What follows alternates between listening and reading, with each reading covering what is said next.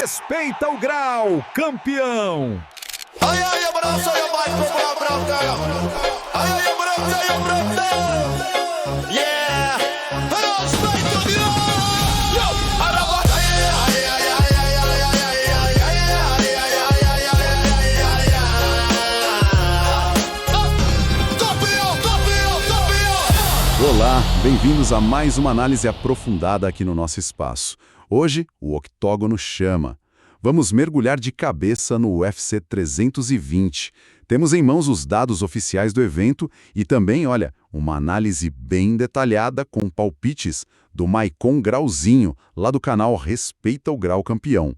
A missão aqui é clara, destrinchar o que está em jogo, sabe? Entender as narrativas e antecipar o que esperar das lutas que, nossa, prometem agitar o mundo do MMA. Exatamente! E que evento, hein? Marcado para amanhã, 4 de outubro de 2025, direto da T-Mobile Arena em Las Vegas. É um card que, assim, passou por algumas reviravoltas logísticas, o que só aumenta a curiosidade, né? Verdade. Originalmente, era para ser o Notch UFC, lá em Guadalajara, celebrando a independência mexicana. Mas, como você mesma mencionou, imprevistos na construção da arena forçaram uma mudança. Primeiro pensou-se em San Antonio como um Fight Night, mas aí acabou ganhando status de evento numerado e, bom, aterrissou em Vegas. Uma verdadeira dança das cadeiras que, no fim, nos trouxe um card bem recheado. E essa mudança, olha, não tirou o brilho, não. Pelo contrário, parece ter concentrado ainda mais a atenção no que realmente importa, os confrontos. E o principal deles, sem dúvida nenhuma, é a revanche valendo cinturão dos meio pesados. A tensão é palpável só de pensar nisso. Com certeza. Vamos então direto ao centro das atenções. Magomed Ankalaev, o atual campeão, defendendo seu título contra o nosso conhecido Alex Poatan Pereira. O Ankalaev chega com um cartel sólido, né? 21 vitórias, só uma derrota e um empate. Já o Poatan, ex-campeão da categoria, tem 11 vitórias e 3 derrotas. E não podemos esquecer, Poatan não é apenas ex-campeão aqui, ele já reinou nos médios do UFC e foi campeão em 2 categorias no Glory Kickboxing. É um histórico que, nossa, impõe respeito. Sem dúvida, um currículo de elite.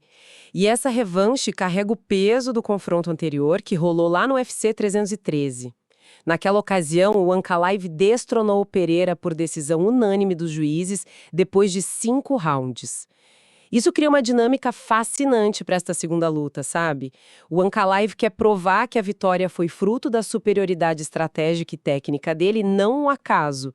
Já o Pereira busca não só a redenção, mas a reconquista do topo da montanha, ajustando o que deu errado da primeira vez. E a pressão aumenta com um detalhe importante.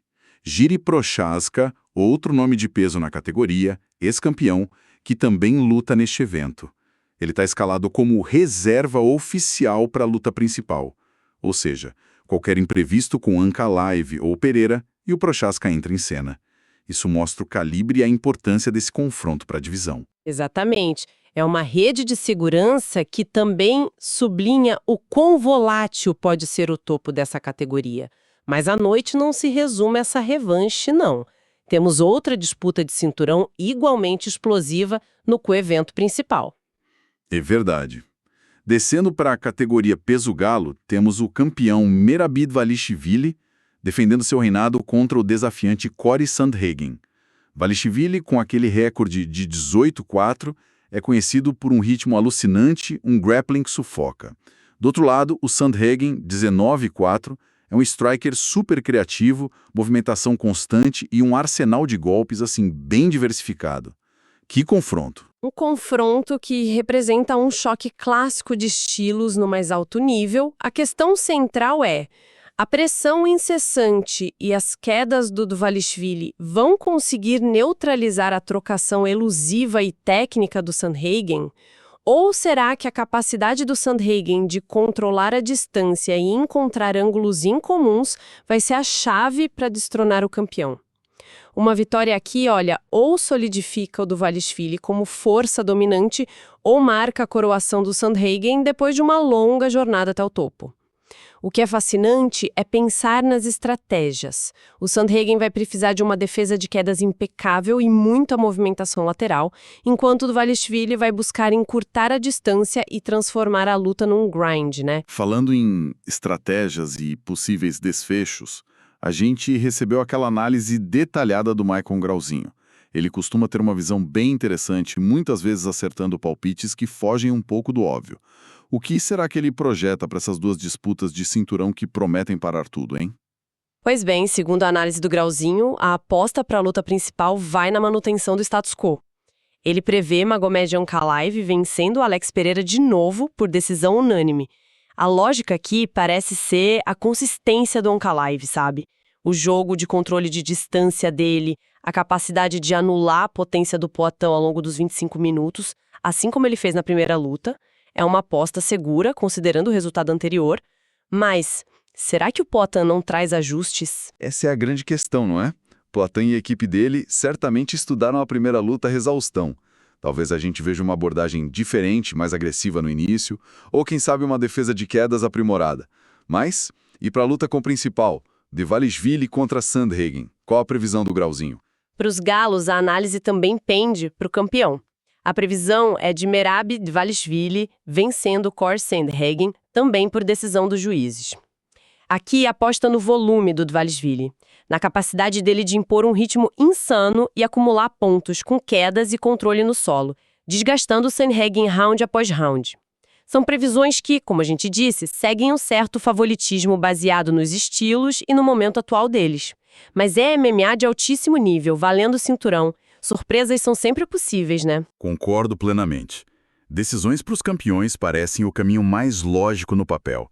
Mas o octógono muitas vezes ignora a lógica. E é aqui que a análise do Grauzinho fica ainda mais interessante. Ele não se limita a prever vitórias por pontos para os favoritos.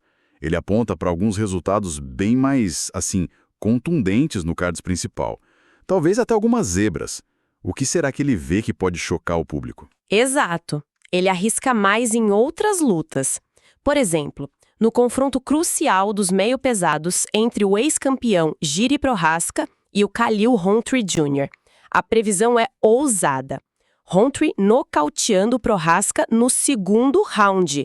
Isso seria um abalo sísmico na categoria. Uau! Nocautear o Prochazka, conhecido pela resistência e pelo estilo agressivo dele, seria uma afirmação e tanto para o Rountree, né? Ele já teve a chance pelo título e busca uma nova oportunidade. O que poderia levar a esse resultado? A potência do Rountree, combinada com talvez uma brecha defensiva do Prochazka numa trocação mais franca. Possivelmente. O Prochazka, apesar de ser ex-campeão no UFC e no Rizin, às vezes se expõe um pouco, buscando o nocaute. E o Rountree tem um poder de nocaute devastador nas mãos e nas pernas. Se ele conseguir encontrar o tempo certo durante uma das investidas mais, digamos, selvagens do Prochazka, o cenário previsto pelo Grauzinho pode se concretizar. Uma vitória assim catapultaria o Rountree de volta para a elite da discussão pelo título, e não para por aí nos caos previstos no card principal. Tem mais nocaute na conta do Grauzinho? Tem sim, na categoria dos médios. Ele prevê Joe Pyfer nocauteando o Abusupian Magomedov, também no segundo round. O Pyfer é conhecido pela força bruta, mãos pesadas, e o Magomedov, apesar de talentoso, teve altos e baixos no UFC. Seria uma vitória importante para o Pyfer solidificar a posição dele. Além desses nocautes, a análise aponta para Youssef Salal vencendo Josh Emmett por decisão na categoria dos penas.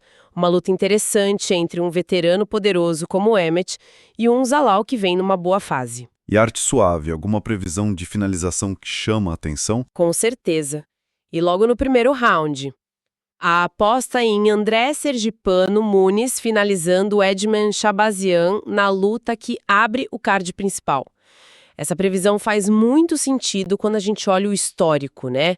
O Muniz tem um dos jiu-jitsus mais perigosos da divisão dos médios, talvez do UFC inteiro.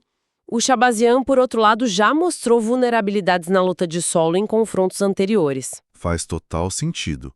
Se o Muniz conseguir levar a luta para o chão rapidamente, as chances de uma finalização são altíssimas.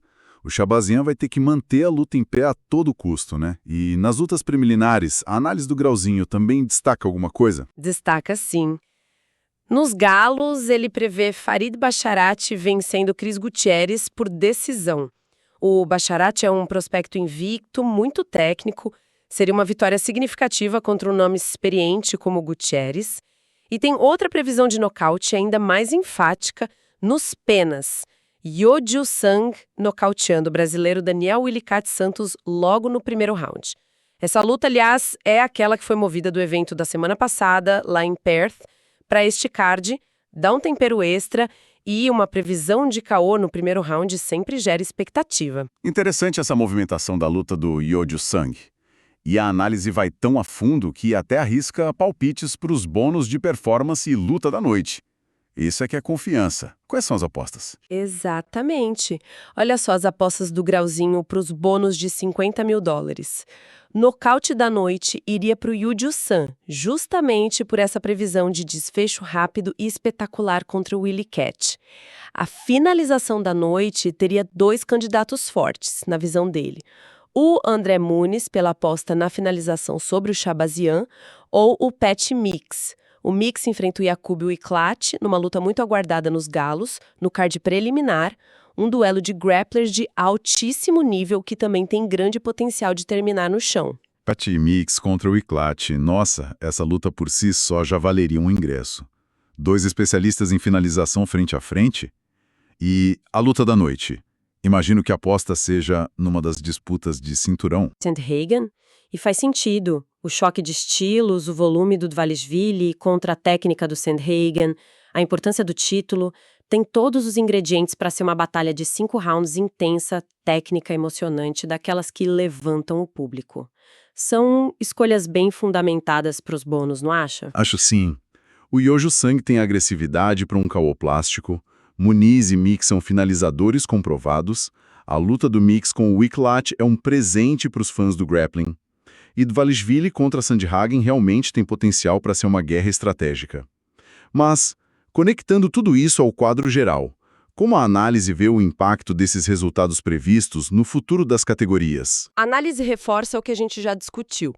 Se o Ankalaev vencer o Pereira de novo, ele não só consolida o reinado nos meio pesados, como talvez crie uma distância maior para uma possível terceira luta com o Poatan no curto prazo, sabe? Abrindo espaço para outros desafiantes, como o vencedor de Prochaska contra Roundtree. Agora, se o Pereira vencer e retomar o cinturão, aí uma trilogia se torna quase inevitável, dado o histórico entre eles. E nos galos? A dinâmica seria parecida, exatamente. Uma vitória do Dvalishvili, especialmente se for dominante, como a previsão sugere, por decisão, o estabelece firmemente como rei da categoria, talvez abrindo caminho para uma defesa contra o vencedor de Mix Wiclat ou outro nome em ascensão. Mas, se o Sandhagen chocar o mundo e vencer, ele não só realiza o sonho de ser campeão, mas também injeta sangue novo no topo e cria um cenário completamente diferente de possíveis desafiantes. E claro, vitórias expressivas como as previstas para o Roundtree, Pfeiffer, Muniz, Basharat ou Yeoju Sang podem significar um salto nos rankings, colocando eles na porta do top 15 ou até mesmo dentro dele, agitando suas respectivas divisões. E falando em agitar as coisas, sempre tem aquelas mudanças de última hora que adicionam uma camada de imprevisibilidade, né? Teve alguma neste card, além da luta do Yeoju Sang, que foi remanejada? Teve, sim, uma alteração recente no card preliminar. O lutador Ateba Abega Gautier, que vem de um nocaute impressionante na estreia dele, estava escalado para enfrentar o Osman Dias, um ex-campeão do LFA. Seria um bom teste para o Gautier. No entanto, o Dias precisou deixar a luta por um problema médico não revelado, e quem entrou como substituto com pouquíssimos dias de aviso foi o Treston Vinis, que vai fazer a estreia dele no UFC. Estreia com pouco tempo de preparação. Isso é sempre uma incógnita, né? Pode ser a chance da vida para o Vinis, mas também um desafio enorme para o Gautier, que se preparou para um oponente e agora enfrenta outro com características diferentes. Adiciona mais um elemento de suspense ao card preliminar. Sem dúvida. Lutas assim com um lutador entrando em cima da hora podem gerar performances surpreendentes. tanto pela falta de pressão do estreante, quanto pela dificuldade de adaptação do lutador que já estava no card. É mais um ponto de atenção para quem for acompanhar o evento desde o início. Ok, então resumindo para quem vai assistir amanhã, temos um evento de altíssimo nível, mesmo com as mudanças de local. A luta principal é uma revanche pelo cinturão dos meio-pesados que carrega uma história e muita rivalidade. Ankalaev buscando a consolidação e Pereira buscando a redenção e o topo de volta. No Come Event, outra disputa de título, nos galos, com um choque de estilos fascinante entre a máquina de pressão de Valishvili e o striker criativo Sandhagen. Exato.